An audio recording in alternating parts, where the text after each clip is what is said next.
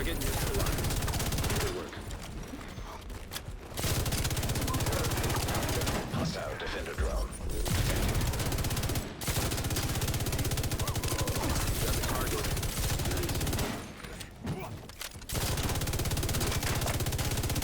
Target down.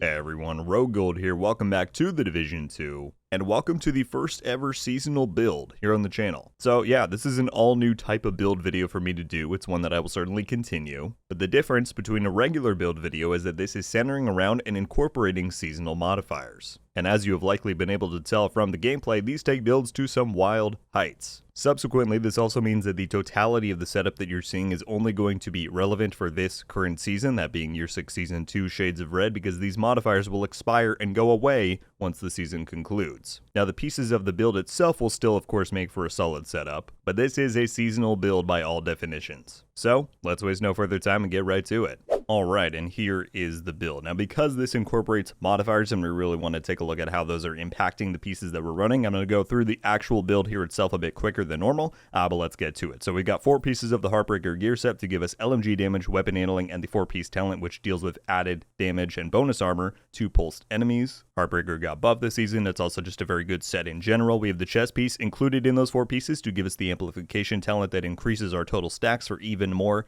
damage and bonus armor. I'm then running the Contractor's gloves to give us the LMG damage and damage to armor on there. This is of course a very good multiplicative piece, as I think most of you know. And then finally I have the Memento backpack, which of course is going to excel even more in solo play, but I believe even in group play this is worthwhile to run. You're still going to be getting a lot of kills, and of course the bonuses that Memento offers are unparalleled. Now, we will take a look at the primary, but let's jump over to the crit stats so you can see overall I'm getting 38% crit chance and 100 crit damage. This is a pretty good distribution for a build that doesn't incorporate any crit brand bonuses or anything like that. You know, mid-30s crit chance and pump the rest into crit damage is generally what I'm going to recommend here, and so that is what we've got on all these pieces, is just crit chance and damage. Whatever, you know, distribution you need to get overall values like those is what I'm going to recommend. I've got 3 blues, all the rest reds. Again, try out the distribution that you think will work best for you. I personally think that's good for this style of play. Alright, then for my primary, I have the Dare named version of the GR9. And this works very well because it comes with perfect flatline, which of course plays right into Heartbreaker. We're going to be getting even extra damage once we headshot those enemies, activate the pulse, start building the stacks. So flatline works very well there. And you can see on the mods I've got crit chance where I can. We got 50 rounds in the mag from Gunner, and that is going to play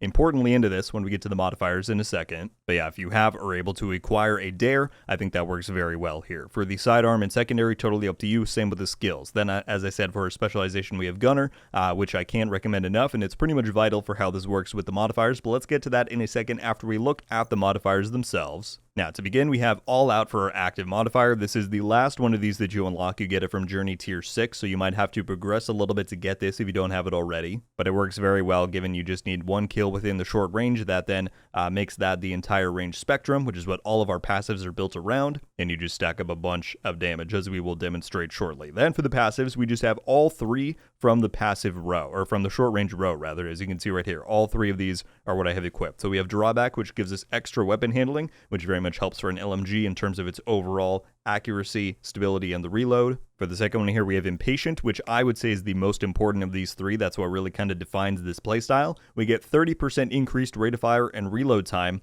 when there's an enemy within the short range, but our magazine size is reduced by 50% when equipped, right? So this one has a bit of a drawback. But my whole idea with this build is that I wanted to find something that would counteract that drawback as much as possible, and so that is why I ultimately went with the GR9, because this has a base magazine size of 200, which means that once I equip Impatient, I'm then down to 100. But by running Gunner, assuming you have the tree unlocked enough and you activate LMG damage, it gives you the 50 round mag. So with Impatient, I'm still going to have 150 rounds in my magazine, and that is very good for those bonuses it is giving me, which again are the 30% rate of fire and 30% reload speed. So with that in mind, and the fact that we're running drawback to give us even more weapon handling, the reload is going to be super quick, and with 150 rounds, I can still very much, as you saw in the clips, take advantage of that extra rate of fire. Lastly, here we're running Liability for even more damage to armored enemies within short range. This is very good for damage. Sometimes I think it's almost even overkill. If you wanted to, you could swap this out for Persistence, which I've been tempted to do because that extra movement speed is super fun. But yeah, if you're just going for maximum damage, then Liability is certainly what I would recommend. So that is the overall look between the synergy, if you will, between the pieces of the build and the actual modifiers. So let's take a peek quick into the shooting range and see how that all works together. So we're on heroic difficulty here, of course. I'm going to pump this up all the way to a boss just so we can get the full look at what's going on. I'm going to put it at the short range because that's what everything calls for here. So as soon as we get a headshot, we pulse them, we start building the stacks, and that was without all out even active, right? We got a very quick kill there, but let's activate that.